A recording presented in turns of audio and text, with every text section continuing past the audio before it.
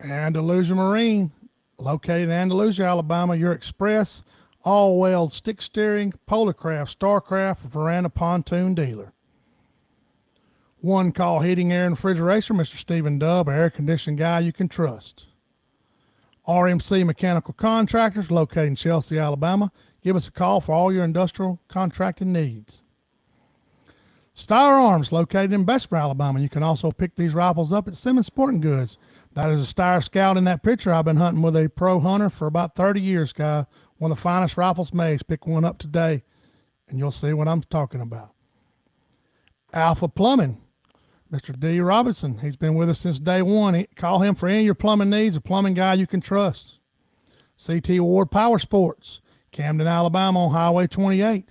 Your Excel center console, side console, golf your pontoon, Hustler Lawnmower, a Mercury, and Yamaha service dealer.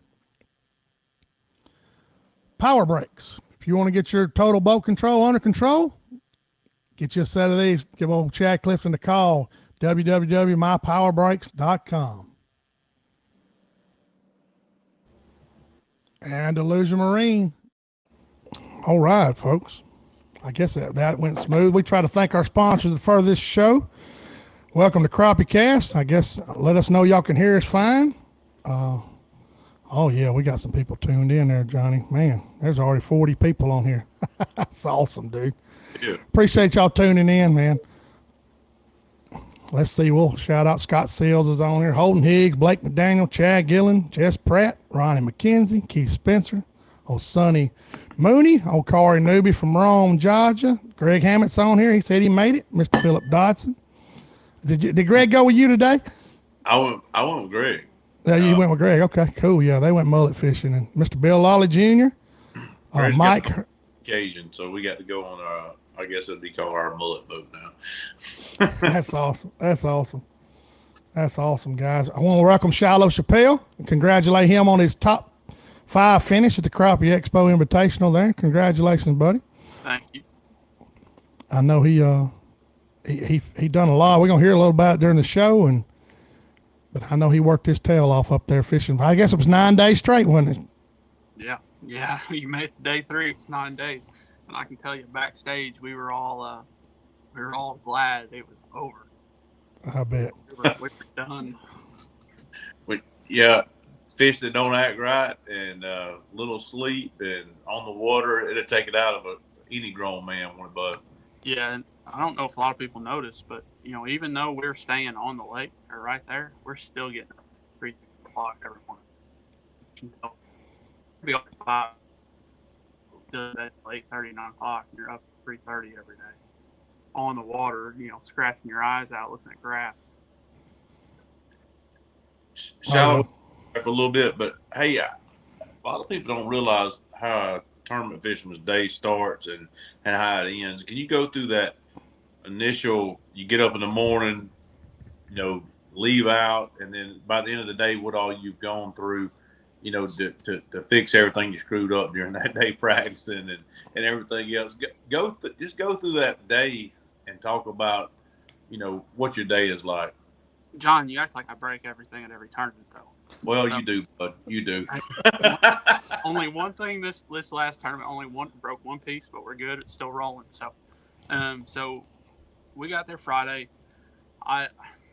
John kind of knew beforehand I was going to go do something a little bit different than everybody else. I was going upriver. I was going to get shallow, and that's what I was looking for.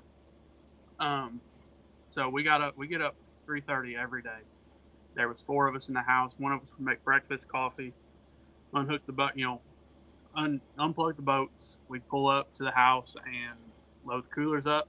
We were at the ramp at 6 o'clock every morning, and we were breaking down the lake. I try to break down the lake in sections. I told John beforehand I'm going way upriver, and that's where I was going to stay. So the first 2 days I stayed above Lincoln Landing.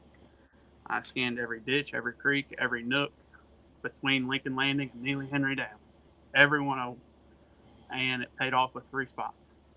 So that can tell you, I don't know how many miles that is. It's probably, 15 miles, John?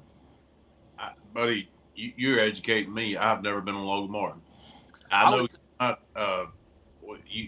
we talked about what you were going to do, And I mean, you do your thing. I know when you got confidence that you're going to do well. But I've looked at Logan Martin, but I've never been on it. I would say it's probably 10 to 15 miles from Lincoln Landing up to Neely Henry Dam. And when I say I went up to the dam, I went all the way pretty much to the dam. And I found three little spots. I mean, when I say spots, they're probably not 50 feet round. And I broke that down in 2 days. Then I went south. And like I said, we were allowed to fish till 5, and I don't think any of us were coming back to the ramp till 4:45 when we were pulling in, get the boat on the trailer, get out of the water. Then we would go back, cook dinner, and pretty much pass out. We did that for 9 days. And when you do that on the water, and it wasn't like hot, but it was warm. There were some days there were no breezes, so it got hot some days. But you get wore out, and 6 days is a lot of days to pre-fish. I know John knows about it, although I think he spends a week at every tournament we go to. But no, it was just a long time, and I know a lot of people went south to go fish deep fish off the ledges, and I went north to find fish shallow in 6 to 5 foot of water, and that's what I did. So it was one of them brutal tournaments that you just had to grind it out. Yeah, I know Eric. I talked to Eric backstage before y'all weighed in, and he said, Jones, he said, I guide about every day. He said, but it's a total different gear. He said, I'm usually done, but I try to be done at 9. He kind of laughed, and he said, lunchtime, I'm done. I'm taking a nap. He said, this is grind. And I said, well, y'all earned it, especially them guys that finished in that top 10. I guarantee you they did. And it's not like we were, pulling into a creek, drop the trolling motor, looking for roamers. Once you kind of figured out what the fish were doing, especially down below Lincoln Landing, below I-20, and fish were on brush and natural stumps along the channel, it was drop, scan it, mark 15, 20 spots, turn around, drop trolling motor, look at every one, see if you had better fish on it, pull the trolling motor up and go again. So you were constantly up and down from the deck to the console all day long. So it wasn't like you were sitting still for hours on end until you hit a stretch that you felt like had some better fish in it. You really picked it apart. But just moving. I burned a lot of fuel. I broke the alternator on the boat this past week. Got that fixed 2 nights before the tournament.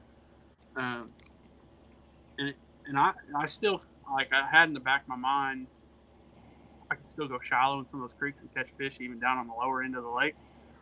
But I never made it down there. I had 2 or 3 creeks I could go catch some roamers in, but I didn't need them. The better fish for me were up on the upper end. Well, here's the big question. I know all I heard all week was can't get them to eat. And we hear this every episode all the time. It's summertime, it's hot water, any time of the year. We can't get these fish to eat. What did you do to make those fish eat? To wait. There's people that didn't weigh in 7 fish. There was people that didn't, they didn't make it past day 1, or they everybody got shut out at some point, and you got moved forward. What did you do? So day 1 was kind of like, let's rewind to the first day of practice. I pulled in one of the first creeks I pulled in and stuck a 125 white. Shocked me that it was a white crappie. I didn't expect to catch any whites, but I did.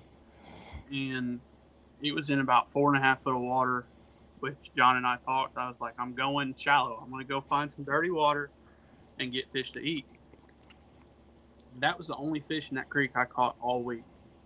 I went in there tournament days, never even seen a 1.25 pound fish. The first day, I pulled into an area that had a stump in the back and about 5 foot of water. The stump was about 4 foot around. It's huge. I caught a 160 off of it pre-fishing. I never seen the fish just come up out of the stump. If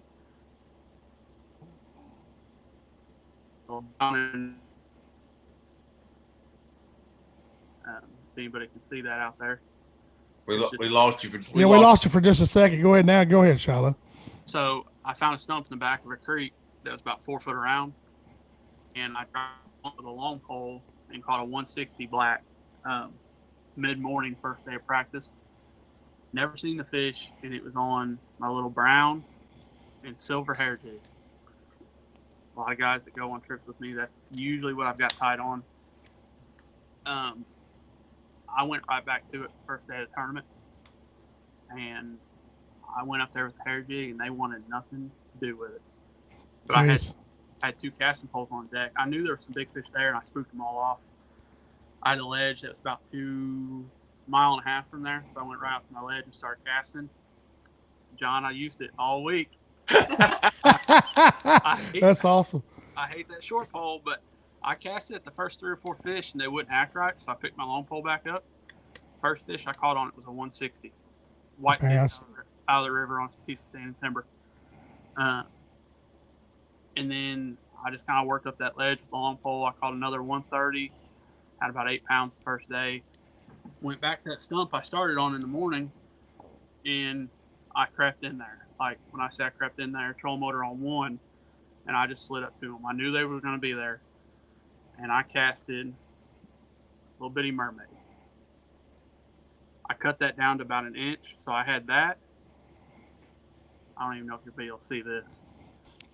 And that little bitty bait right there. I've seen that before. I know you've seen it before. So when I put my live scope on that stump in the afternoon, there was 3 big fish sitting there. Smallest 1.8 was a 160. And I calmed down. That put me at like 8.75. And I was actually trolling out of there. I only needed 1 fish. I felt like I was going to make the cut. And I was on my way out, and this fish came up off the bottom 40 feet in front of me and just sat there like any bogey would do. And Pat was in the back. He was still dealing with that 160. And he goes, "What's that?" Because he's seen it on my back live scope. I said, "Don't worry about it. Just get that fish in the live well and get ready." And I fired at that fish, and it didn't take 3 seconds. She ate the bait. And it was a 140.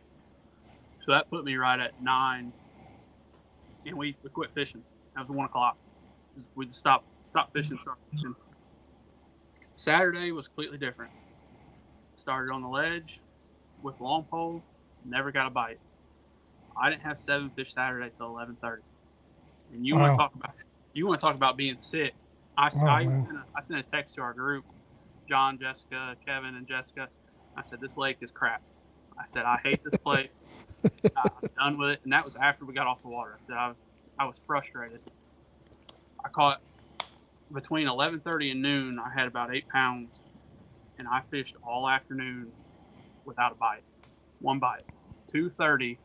I pulled in. There's a little creek next to the ramp, and I don't think a single tournament boat went in there and looked all week. I went in there, and I had 2 brush piles marked. First brush pile I pulled up to, there's 4 big fish. I caught one of them. It was a 150, and it put me at like 8.60 something. I just quit. I just threw the rod on the deck. I said, "I'm done. We're going to weigh in. It is what it is. I don't care if we make the cut or not anymore." I was so frustrated. Then we put the boat on trailer. I think we dropped the spot Saturday, and Sunday was just a special day. Like, there, you hear guys talking about it. You pull into a spot and it's just one after another. I knew Saturday or Sunday I would have the area to myself. See, Friday morning I didn't have anybody fishing around me. Saturday I had 6 boats on me all morning long, all afternoon. Fish were seeing baits, and I just couldn't get them to fire. Sunday we went in there. We were the only boat, so I slowed down a lot. Knew I had time to really fish stuff thoroughly. Pulled into one of our brush piles. I don't know if it was really a brush pile, more just a lay down off the ledge. And everybody all week long was working up the ledge, turn around, coming right back down the ledge. I actually put the motor of my boat in the mud on the bank to get a different angle at that pile, and brought the bait up the ledge. First fish was a 119. Second fish, this was consecutive casts. Second fish was a 170. Third was a 112, and fourth was a 155. You're short poling, right? You're casting at these, right? Casting at them, and I hate it. You heard that, John. You heard that, Jessica. You heard that. I hate it every minute of it. And every time I hooked one of them, because when I hooked that 170, I told Pat, I said, if it's a crappie, it's big, and I got a 6-foot pole I'm using. I don't like this at all. You got to play them, really. I mean, a fish that big this time of year, you don't know. In the way they were biting all week, you just really didn't know how they were hooked. And when he netted that 170, I pretty much just dropped the rod and grabbed another rod and fired right back at that pile because they were fired up. I caught those 4 fish out of it. Never got another bite. All day long. Are you throwing a hair jig or are you throwing that little minnow bait? Or throwing those 2 little minnow baits. I rotated them. Okay. I would make one pass on my ledge that was about 100 feet, turn around and fire. I wouldn't turn around. I'd give it about an hour and come back to it and then rotate to a different bait. I never really gave them the same presentation all week long twice. All tournament. After Saturday or Sunday afternoon, I didn't go back upriver. I stayed down lake, just letting people see me down there. I didn't want nobody else going upriver because it was a real small area. So, but and it was live bait, right? No live bait. I don't know with how the amount of 150 plus fish that we've seen Friday, Saturday through Sunday. Saturday pre-fishing all the way through Sunday, the end of the tournament. I don't know if live bait would have even worked with how much they stared at it. That's crazy. When I say they would follow it, I'm talking 150 to 2 pound fish followed all the way to trolling motor, give me the old Coosa turn, and go right back to the pile.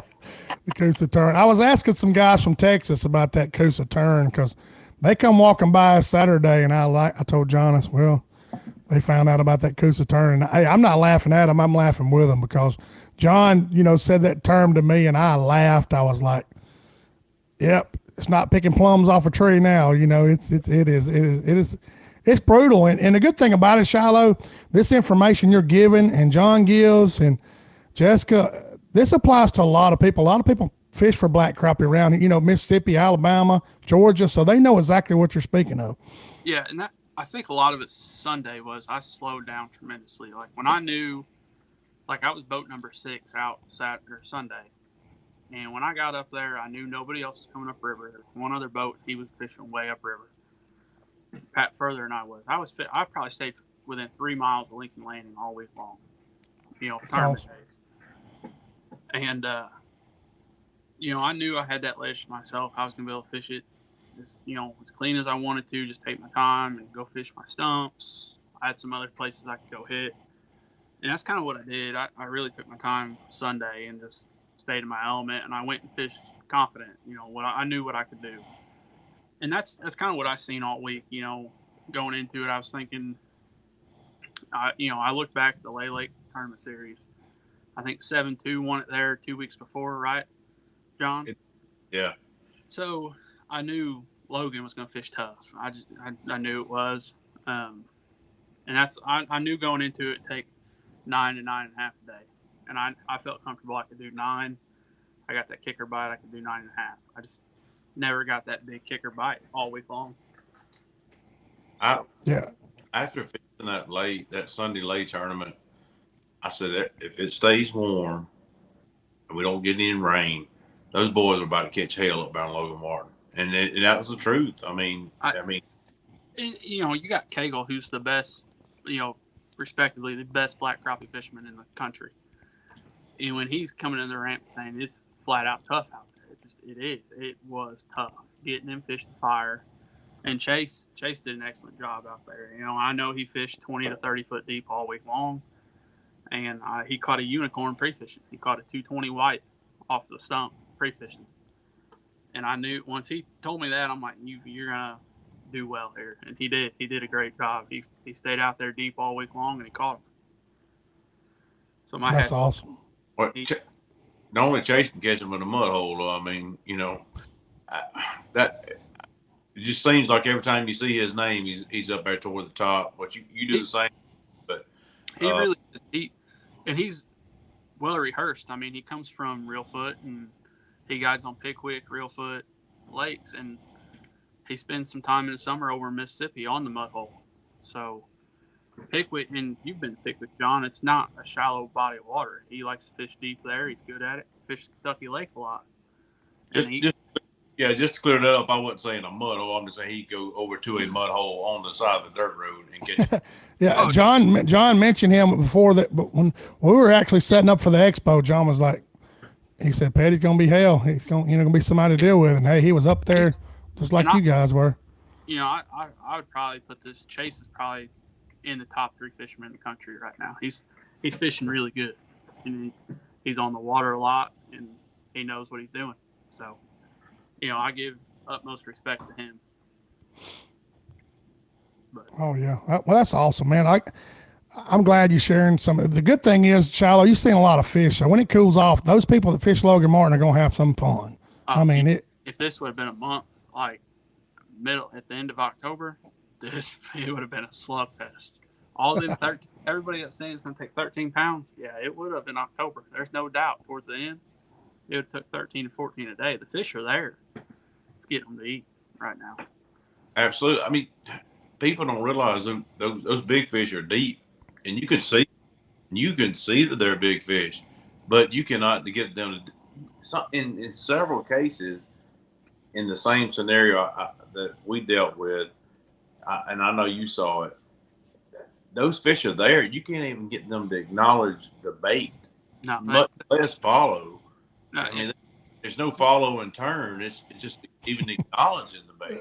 Sometimes they won't even move out of your way, John. They're just kind of lean. You're like, hey, buddy. Even the white I caught on day one, I didn't have to. It's not like they're spooky. That's the other thing. Guys were saying you can't prop wash them. These fish didn't care. They weren't running off. The white I caught on day one was with a 13-foot rod, and I set it on her nose, and she really didn't act like she wanted to crush it. She just kind of eased up underneath it and sat there for about 3 seconds. And I told Pat, I said, it's do or die. I'm setting the hook. Just be ready.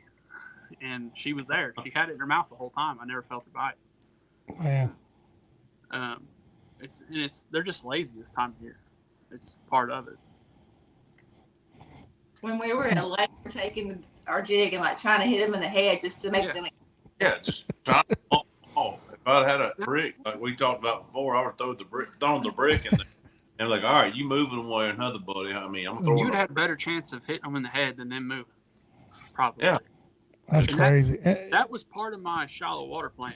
Like, them fish out deep, they did not. You could pull up on a pile, and either you get one to bite or you would not get one to move. That was how it was going to be. And them shallow water fish, they were, I think, a couple weeks ahead of those deep water fish. Like I said, most of my days, all 3 days, I spent in less than 6 foot of water. And that's, I was casting at them shallow stumps and using a long pole and dropping on them. So even if I was out on the river, I was way up on the bank. Like, one good wake and I was touching bottom. So, well, Shallow, did you get to talk to the big man, Wyatt Phillips, any during the tournament? Or weigh in or anything? Got any good Wyatt quotes or anything? Wyatt, so day 2, I parked next to Jonathan in the parking lot. Wyatt got out and I asked him, I said, did you catch them? He said, I caught them all. And I thought Jonathan's head was going to come off his shoulders. He turned around and said, well, you didn't catch them all. He said, I sure did with the net. That right there, I heard that in the parking lot, and that was probably the funniest thing I heard all week. And hats off to them, too. I mean, yeah, they did really good. That's Jonathan Phillips and his son, Wyatt. They come in second, right? Third. Okay, I knew they were up there. That's right. Getting out there, Jonathan had 4 people on the boat. Cameraman, a marshal, Wyatt, and himself. He's in, what is that, a 19-foot Ranger, John? It's a 198, I think, isn't it? That's a little boat for 4 people and a camera. And I asked Jonathan how Wyatt did in all 3 days, or both days of the tournament. He said he did great. Wyatt's one of them that I think in a few years you're going to have to watch out for. He's got a hell of a mentor, being Jonathan, and he's going to be a stick. So, he's only 10 right now. So he's taking in everything that when we're all talking at tournaments, Jonathan, myself, Eric, Cagle, and all of us, he's taking all that in. He's gonna kick our tails in a couple of years. I know he is. And he is well trained. Like, we'll meet with him at like a meeting or after a tournament. I'm like, all right, where'd y'all catch those fish at? He'll look over his day with that big smile. I'm like, not talking. So that's funny. John, you're saying that we're backstage and Hyman and Pope were back there. they're great guys. I think they ended up second, but I think they asked Wyatt. They're like, "So you gonna tell us where the fish were?" And Wyatt turned and looked down and said, "Not a chance." And the tournament's over. These guys are probably never coming back to Logan Martin. And Jonathan just busts up laughing. It was great, And like I said, for him to be 10 doing what he's doing, he's gonna be good in a couple of years. He knows the game. Richard Shirley, John knows him. They've got a place down the Alabama River, and his son Jacob was coming up, and Richard and them were catching them pretty good, back years ago. And all them old timers will get Jacob in the boat, he's like, yeah, I get to go fish with these old guys. And he was showing where they're catching fish. Next thing they done drug every brush top Richard was catching them out of. He was like, man, he's trained up. Wyatt is. But, I mean, the other thing with Wyatt, he's probably one of the most polite kids there is out there. Saturday morning when he's first able to fish the tournament, I was talking to Jonathan while we were waiting to put our boats in the water. And he was, yes, sir, no, sir, what can I do next? Now what do I need to do all morning? The entire time there with a smile on his face. I don't think Jonathan had to wake him up any morning to, get him to the boat ramp. He was ready to go. It's awesome. It's great. He's one of the best kids to have out there fishing. That's good. That's a good story. Let's see what Michael Clary is asking. First question I seen, can you guys explain when on structure you can see it good on one side but not the other? User error or physics? I guess is he talking about side scan, John? I'm just this, but I will say this, that one side of the structure will look better on the sunny side other than the shadow side. The fish are going to be on one side, so you're going to have the structure side of it, and you're going to have the side the fish are on. So you're going to have two different pictures. Sometimes even though the wind might be affecting you, you might come around and, if you've got brakes on the back of your boat, come around a different side of it and back up, come in. I mean, and there'll be cases like that you'll have to dump in over a top of a pile and bring a bait back in a certain way to get it to that fish where you can't necessarily downwind or down current. Charlo, talk about. He's saying live. He is saying live scope, guys. So he's go ahead. I guess he's talking about in the beam, but he's not really, So go ahead, Shallow. It's all a game of angles, really. I mean, when you're approaching, say you're fishing a stump on a ledge, when you're approaching that, coming like parallel on the ledge, you're only going to see a part of that stump. Whereas if you come in facing the ledge, you're going to see how that stump's laid out coming down it. Or if you get around on the back side in between the bank or the top side of that ledge and looking down, you'll kind of see how those fish set up. So if you can get out in front of the stump, looking up the ledge, you may see them fish tucked up, on the bottom side of that stump towards the bottom. Whereas if you're facing down the ledge, you'll see them, that stump will kind of hide them per se. And same going sideways. I just took Jessica's headphones out. Yeah, try knocking her out. Hey, good thing. Other thing, people realize this. So this is the stump, and the current's coming here, right? So the current's gonna blow all this out up under the stump. So the blown out portion of the stump might have roots going here, roots going there. You're gonna have to look at different areas of the roots, and the fish will be up under that root ball at times, or they'll be on the side of the stump. So what he's saying, different angles all the way around the stump will look differently to you. So that's why approach can be different, and you'll see different things. Going off what John's saying, if you go look at NCL's Facebook page right now, they did a video with me on Weiss. Just this regular preview, the image on Facebook is a big hollowed out stump. And when I say by hollowed out, you can see the roots coming down. And I bet you that stump's only attached by 2 or 3 roots down there. But it's, you may not see fish and they'll just run out at it. Do you, if you, Shallow and John, do y'all see a stump on a ledge and it's a good stump, and even though you don't see fish separated from it, do you always cast to it because of it's hollowed out, or do you see what your reaction you get to see if you get a fish to run out? A lot of times you don't see those crappie out from the stump. Do y'all always cast at them? That goes back to what I just said on Logan. The one stump I had in the back of the creek, and in 5 foot of water. Now I never seen fish on it pre-fishing. I dropped on it, caught a 160 that first day of pre-fishing. I came back to it Saturday, Friday, Saturday, and Sunday. One time all weekend long did I actually see fish on it, and they were sitting off of it about 6 inches. But I cast it out every time, and I caught 5 of my wayfish all weekend long off of it. Every one of them being over 140. Just we got a stump we fish on Neely Henry Lake that I think we probably fished 5 to 6 tournaments on Neely Henry before, and I'd say 80% of the fish that we caught off that stump we didn't see. We brought the jig on top of it, and they came out and got it. Yeah, it's hollowed out stumps is what it is. If you can Right. find, once that stump's been hollowed out, a big crappie's going to call that its home. And he's going to be able to run off other fish and live inside of it, get away from predators and ambush bait that come by. So Right. I know when y'all talk about this, I went to Miller's Ferry and there's always brush piles, and I started hunting up a ledge. There's a lot of cypress stumps where they flooded that thing, and those stumps, and I just took that jig and fired it and just raked the top of it, and those big black crappie would shoot out of there. And you're like, where'd he come from? And the same way you're saying, I just had confidence there was a fish tucked down in there. So I had one on that stump I'm talking about. I seen her Friday in that tournament. I think was over 2.5 pounds. I seen her in there twice, and both times she'd follow. She never would eat. But it was the biggest crappie I'd seen all week, and she was up in 5 foot of water. And I think she was living in that stump. great place to live. Let's see, Gary Stevens got a question. Shallow. When casting, how far do you stay back from the stump in relation to water depth, and what jig weight were you throwing? So when I was out on the river, I was casting probably 15, 20 feet. The stump that I had in the back of the creek, or the brush piles I had in the creeks, I crept into them. I'm talking troll motor on one. I knew the fish were there. I didn't have to go check it. I knew they were there. I had confidence that they'd be there. So I just kind of slid in there on one. I got down on the shady side of the brush pile.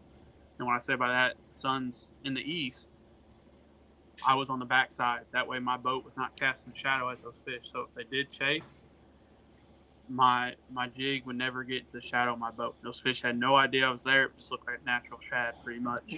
You were stalking them babies then.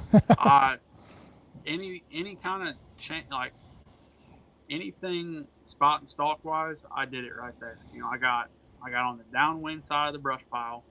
I made sure the sun was in my face, so I didn't need to look up. I knew where the stump was. I knew where the fish were on the stump. It was just a matter of getting one from out fire. So in there I was casting like 30 to 35 feet to them, just trying to stay off of them. Because I was shallow. I didn't want them to know I was there, but I used the 16th all week long, too. You used 16th. There it is, Gary. He said he used the 16th, even the little plastic bait and the hair jig was the 64th. 64th? Oh, Lord. I had it pegged with a 3/8 above it, about 10 inches. But that was just, when I got the chance at a roamer, or I had a fish that was buried down in a pile that was sitting on top of it when I first seen it.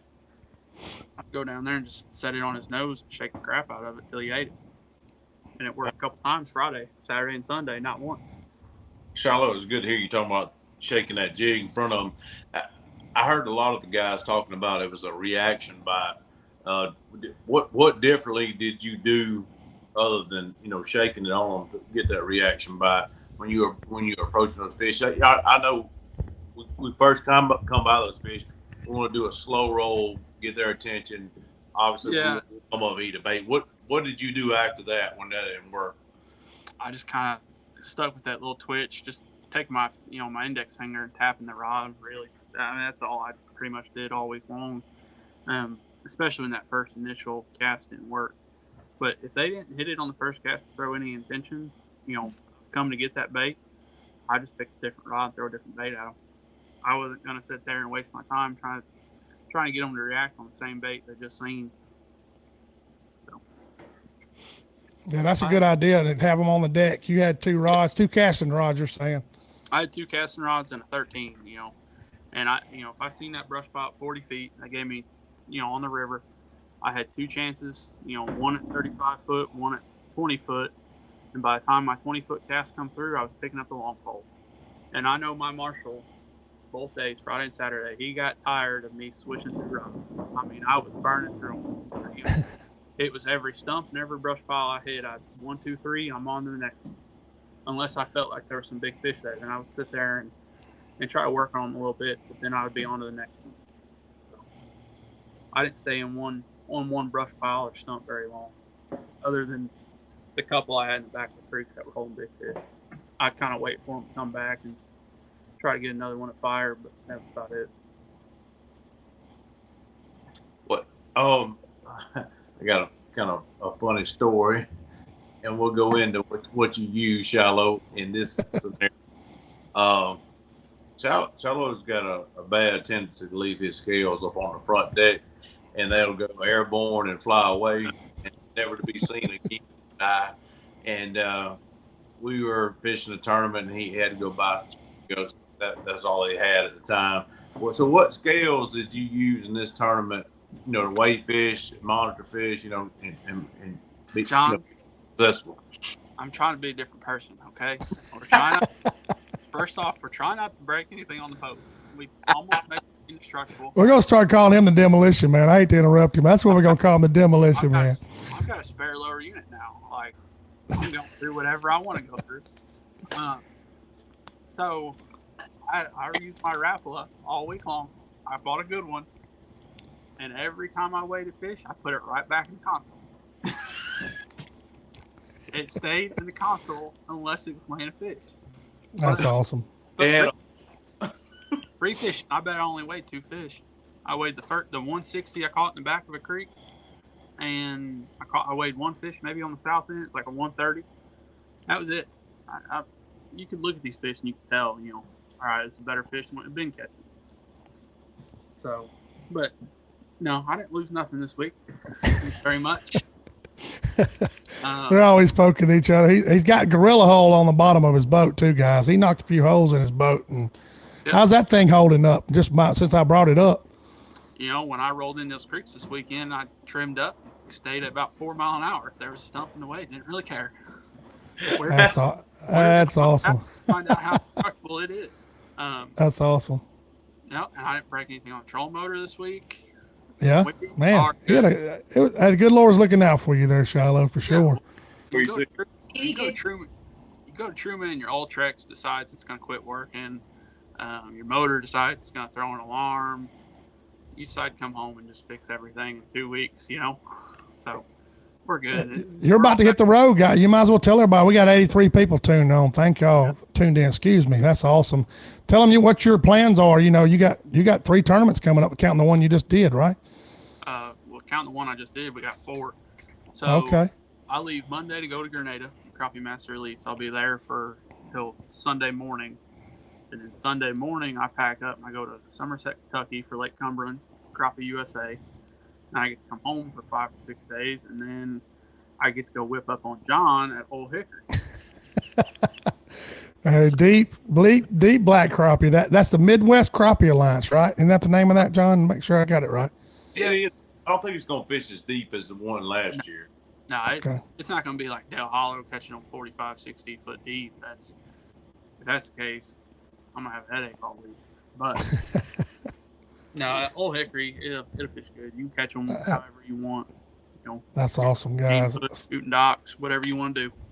Scott Seals is. Go ahead, Sean. I had a question for you about what. So, any good chair stories? Not this week. Thank you, though. Trying to think, do we have any good stories at the house? I was wondering if that was coming. Yeah, he's at. That's all going. He hit a chair. It doesn't matter. I'm trying to think. I was pretty good all week. Good. Even at the house. You hang with Shiloh, you got to understand there's going to be some destructiveness going on. That's the Demolition Man. That's awesome. That's his new name. Sunday pre-fishing, we did get airborne a couple times. Now, Pat and I are a pair of big old boys. Logan Martin Sunday got a little rough. Uh-oh. And I tell you what, that's when I snapped that bolt off the alternator. And I'm not talking like just wore out snap, it snapped off. I watched the voltage go from 14.4 to 12. And we called Wally, which thankfully he answered when we got back to the house. And Mercury actually has another bolt on top of their alternator where if something was like that to happen, you can switch it over real easy, which we did. And we called Wally and just asked him to back, trailer in the water, fire up the motor, and make sure I had 14 volts come to the units. And he said that's fine as long as it doesn't come off the trailer. So that's what we did. That's good. Shiloh, if you ask, I see Pops Jiggs has commented on here. Have you asked him about that new secret Chanel yet? Nope. He and I talked about at Expo. You know what's sad is he can get them to me faster than you can. Oh, goodness. John was tying some baits up at the Crappie Expo for some kids, and we're going to get into the Crappie Expo here in a minute, but we wanted to congratulate Shiloh and you get some tips from him, and just get his tournament scenario, what he done and how he done it, and like Scott Seals is saying, you can't get into this information anywhere, guys. I mean, there's a few podcasts that do this, but I mean, he's laying it all out there for you, which is great, Which I hope, for the Alabama Crappie Trail, their championships there in June. I hope it's not that tough, because if so, John's gonna need 2 weeks at that. So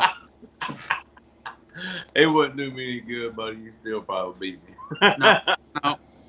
I'm gonna do the same thing though. I'm gonna go shallow. I'm getting away from everybody. There you go, Tommy Keller. He's tuned in. He said he's getting some menace. Go ahead, John. I know. I said he'd definitely be getting away from me. John's gonna go try to fish them deep stumps. I ain't doing it. Oh man, I'm tired of it. I hope it rains the entire week before the tournament.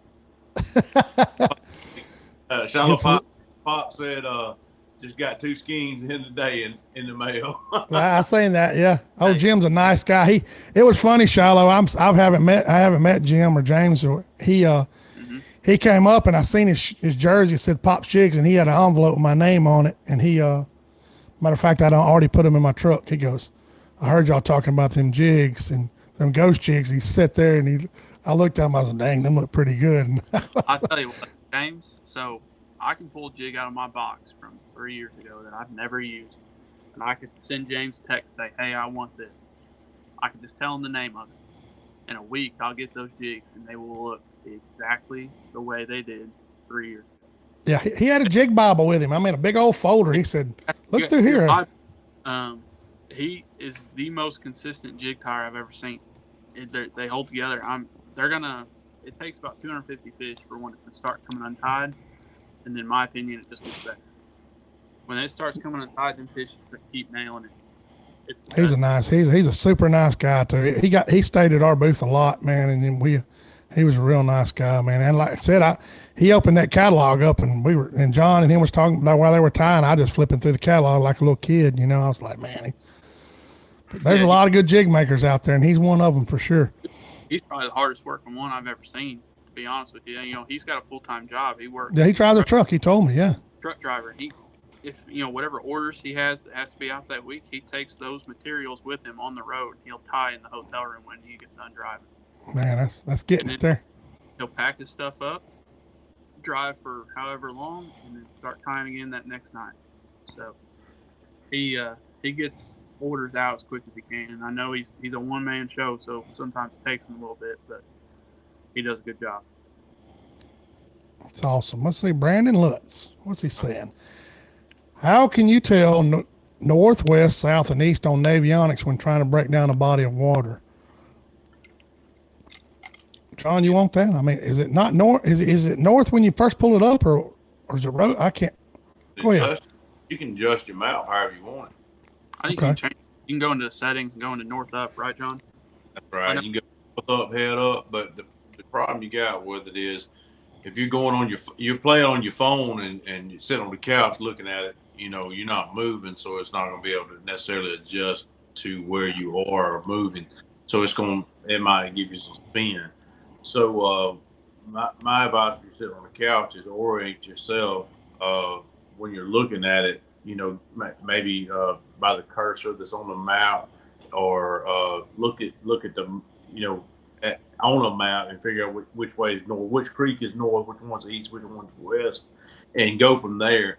But Now, if you're on the water, you can adjust your mount to north up or head up, and then of course you're gonna have a cursor, and I can't remember if it's the top left or top right corner of the map, and it always give you a north bearing.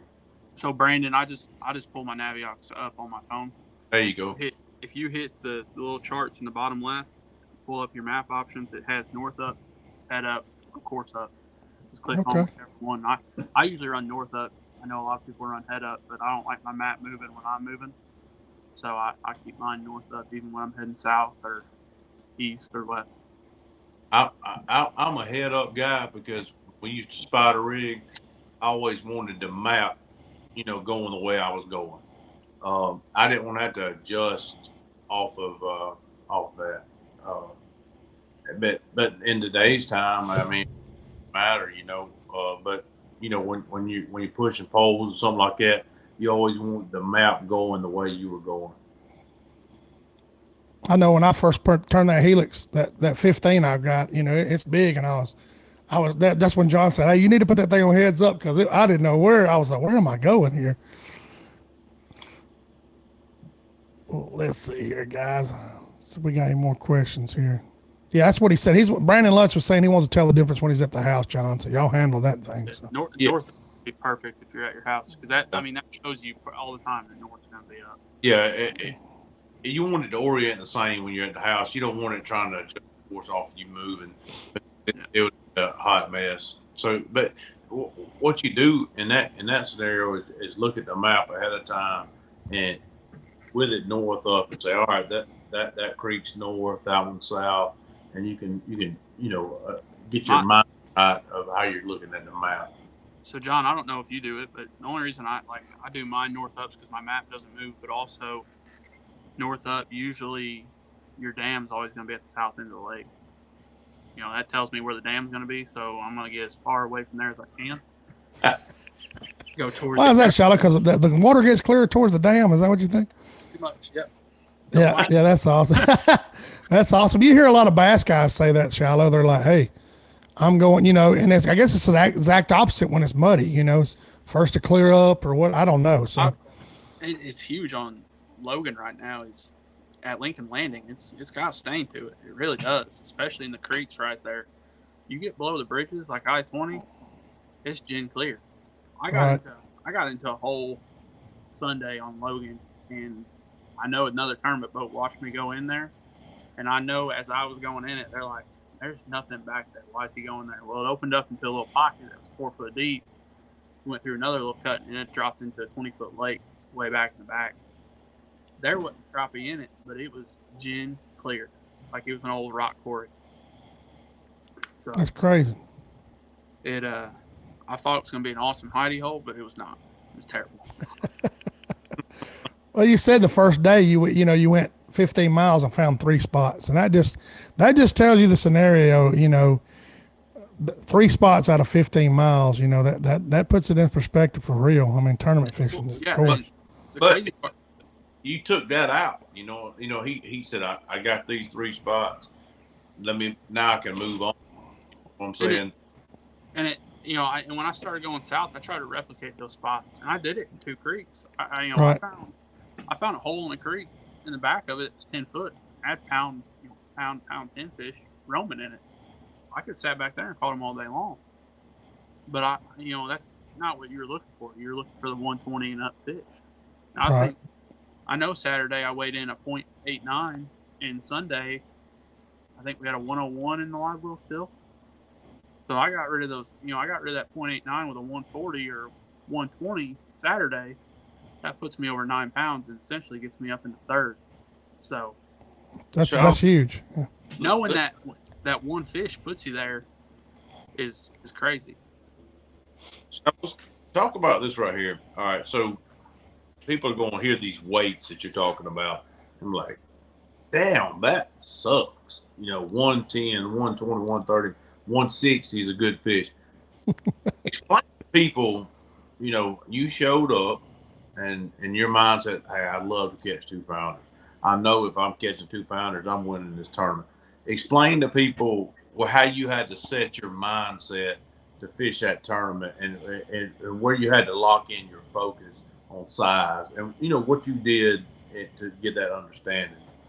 Yeah, so when I first got there, I thought I was gonna be able to get in those creeks and find 170s, 160s up shallow.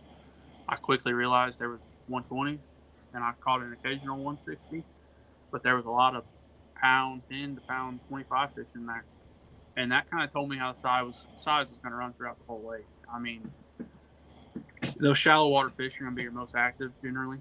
So when I went out deeper and I was catching pound fish, that told me that my 120s up lake were healthier, and that's what I stuck with. And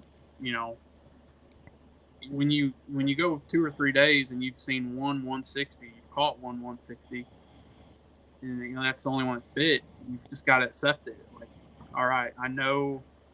We kind of thought the cut line going into Saturday would be 8 pounds. It was 7 pounds. And going into Sunday, the cut line was, I think it was like 1680 or right at 17. So it was about, what was that, 8.5 pound average, John? 17. Yeah. So, and that's after the first few days. I kind of thought what I would take. It's about right at 17 pounds to get to Sunday, and that's what it took. So, it's one of those things when you keep seeing the same 120s, 115s over and over again, and you're not seeing any of those bigger fish bite or catching any of those bigger fish, you just got to accept the facts. And you got to think 7 125 is 8 3/4, and that got you to Sunday. If you did that. Yeah, it definitely was tough. You can only catch what you're presented. I mean, yeah, you can't make it magically appear. There's not 3 pounders. You know what I'm saying? No, it's like Grenada. It's in March. 18, 19, 20 pounds. Every day of the week. You go there in July, it's 14. All those 2.5, 3 pound fish, they don't have the weight that they had in the spring. So they're going to be essentially half a pound to 1/4 pounds lighter. Yeah, I mean, a 160 is going to weigh what, shallow in the spring? I mean, he's got a 2 pound frame, right? I mean, yeah, the 160s I caught were on 2 pound frames. Right. Pound 85 to 2 pound frame. Right. So they're good fish. I mean, anywhere on a. Yeah, they're 14, 14 and a half inches long. It's just the time of year. You like I said, you give that another month and a half, that lake could have been a 13 pound stringer every day of the week. Well, but don't get us wrong now about Logan Martin.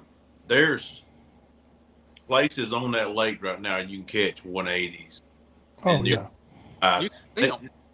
They're not where you can catch them right now. They're deep and they're in clear water, and you can't do anything with them. Those fish. I think are feeding at night. I don't know what your opinion is, Charlotte.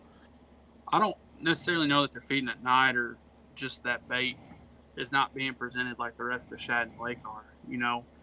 When that fish feeds, why does he have to come up 15 or chase a bait 15 feet up feed when there's shad down there 35 feet with him? You know what I'm saying?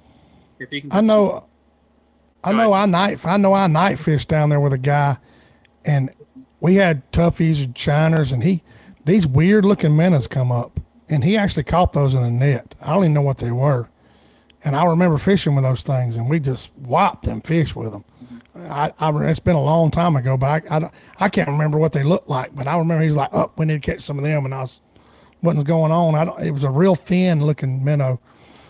Yeah, and it's the time of year too. I mean, oh yeah, our weather all week was kind of a little messed up. We had the mornings where it was first couple mornings was 55 to 60 degrees, and then Monday through Wednesday it was 65 degrees in the morning, and then Friday, Saturday, and Sunday I think it's right at 60. So them fish they're just kind of really scattered out right now. Yeah. I mean, don't get me wrong. I know everybody in the top 10 seen big fish all week long, just getting them to eat. Like John's saying, you hit them in the head with a bowling ball, but they weren't going to eat. Yeah, they got that bad attitude, and that's everywhere. And John and you and Eric said the same thing. They're about 2.5 weeks behind, because this time last year when I was fishing, the water was in the low 70s. 71, 72, and now it's 80. And getting up to 83, 84. It's supposed to be 90 degrees this coming up Saturday. Well, I mean, it's some crazy weather. if you watch every year, the good bite moves from middle Florida up to the Panhandle, and it goes up through the state of Alabama and just keeps moving up. All right, so we saw a report this week where the middle of Florida, I won't say the lake out of the guides, respect for the guide, uh, it's heating up down there. Mm-hmm. That's all black crappie. That's all it is down there. So, it's just going to keep moving up. Right. So it started down there. Just, when you said 2 weeks, just think about it. Right. That's a good scenario. I really, it's the same way in the spring, John. I mean, they're shallow was them was fishing at St. John's, and it and when was that? January? Yeah, it was slow. That's January. January, here it comes. It's just you're the same way. That's a great. I never really thought about that, John. But you're absolutely right. Shane, you're talking about water temps. In the creeks that I was fishing, it was 76 in the morning, and it'd only get up to about 79 in the afternoon. Whereas that river was staying out there in the mornings, it was 78, 79 degrees first thing, and it's getting up to about 82 in the afternoon. All right. So the other thing I seen Thursday, mayfly hatch. Willowfly hatch happened on Logan on the upriver, and that's the other reason it drove me shallow. It kept me shallow was that bug hatch, and I think them fish were up there feeding on them at night, picking them off the trees and everything. I believe it. I mean, I seen one when I was in Miller's Ferry. You're exactly right. They're gonna. I didn't realize that they ate those willowflies like that, but. I got in the creek down in Demopolis and was throwing the jig up. It didn't matter what color. If it looked like, and you could reel it at a pretty good pace, and they were just slapping it, and that's where they've been in. Yeah, they've been in gear. That's a copperhead jig. You know what the color that is? Yeah, it's called copperhead. It's just and I didn't realize that fish, they just clobbered them things. But somebody asked earlier, have you ever tried to use crickets for them? I never have. Anybody ever try to use crickets for them? I mean, I don't know why they wouldn't eat them. That they eat willowflies. I've never used them, but I've heard of people joke about using them in tournaments. And Big Sasquatch, he got what he calls his the cricket. Yeah, he calls it the cricket, and I don't know. Pick up on it. Cricket live. Yeah, he hung out in the booth with us, man. I'm gonna go on and say it before we run out of this hour. I mean, I appreciate Shiloh coming on and giving all this information, but the Crappie Expo for us was. John and Jessica and I got to meet a ton of people. I mean, a ton, and man, it was fun, and it was kind of humbling because literally during the day, during the expo, you had to excuse yourself to go to the bathroom. I mean, there was people waiting, and it was an awesome experience. I know for us, and it was fun. It was nothing like work, even though it was long days and we were on our feet. But we met a lot of good folks. Yeah, I know my marshals both days. They talked about the show a little bit. So I know one of them came to see y'all Sunday. He did. That's awesome. He's probably one of the coolest marshals I've had. He was pumped up in the boat every time I caught a fish. Shallow, we hadn't gone into this. We've done everything else but this. Just give everybody a little breakdown of the rod, reel, in line you used and your boat breakdown. I mean, a lot of people are into that because they're interested in buying boats right now, and it sounds silly for us to ask that. People that listen and they want to get into it, and that's why they're calling in, or not calling in, but listening. They want to know what you're using because you were successful. Talk about. I've got a Falcon 205. I've had it for about 3 years now. I've got, I want to say, about 200 pounds of sand in the front of it. Keep the nose down, even in wind and boat wakes. John see me, I'll turn it on a dime. I fish out of it hard. I put it through the ringer. That's why it's always broke. And I run a 36 volt Ultrex. I'm running GT 34 right now. I went back to it, John. An 8612 and a 106 up front. I'm running my live scope off the 8612. I've got a 126 and a 1022 at the back. My 126 is strictly for side scan. You're all Garmin, right? Then it sounds like all Garmin besides my trolling motor. And then my 1022, I use it strictly for mapping. If I've got two clients in the boat, one of them will sit back there and they'll kind of take turns. I can flip it to live scope, and it kind of mirrors what my 8612 is doing. If they could see everything going on in the front of the boat at the back. And then the rods, I ran an X13 Friday and pretty much all week with 12-pound K9, 3/8 tungsten pegged above it, and 64th ounce copperhead hair jig. My casting poles, I ran a trick stick light 4-pound test. Yep.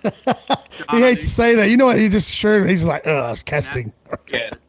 Jinko trick stick light, 4-pound, and then Kegel, or I ran Kegel's rod quite a bit too. The H&H, I won it at the Alabama Crappie Trail. That dude is a bad little devil. That little what is that? 6-footer, John? He designed for them. Yeah, they were 6 and 5/6. Yeah, that's a 6-footer with Tennessee handle. That's what it is. Yeah, that's a bad dude. I mean, he knocked that rod. Is awesome. It's perfect for those blackfish. I used it with 4-pound test as well, and I ran 16th ounce on both of them. One would have a mermaid, one would have that little outbreak by Crappie Monster on it, and then I had. What color is that? What color the mermaid? What they were? By Jinko, I think it's 30 milk, and Crappie Monster, it's that monkey milk, or I don't know exactly what the name of the color is. It's a shag color anyway. Yeah. Yeah, that bluish clear color. Gotcha. That's what I rotated through all week. I did try a little, in that dirty water. I tried some straight chartreuse. I would get bit, but I got a lot more looks at it. So that was my setup all week, though. Shane, got to say this. We met some real cool people at the expo. I mean, amazing. Getting to meet the people that you talk to and think about, that are big names. But we met Pee Wee from Express Boats. Yeah, I missed out on this. We ride Express, and we just had it. We said we got to talk about him from Express.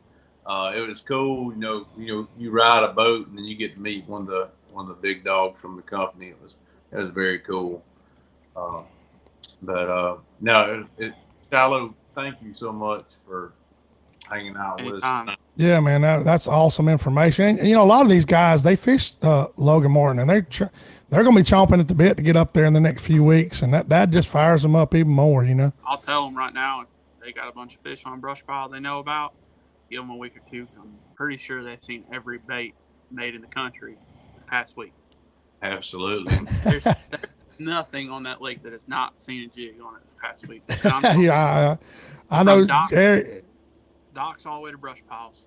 I know Eric made a comment too. He's like, Jones, I know every stump ditch. I mean, it was crazy, but it's not that big a lake, so I guarantee y'all did.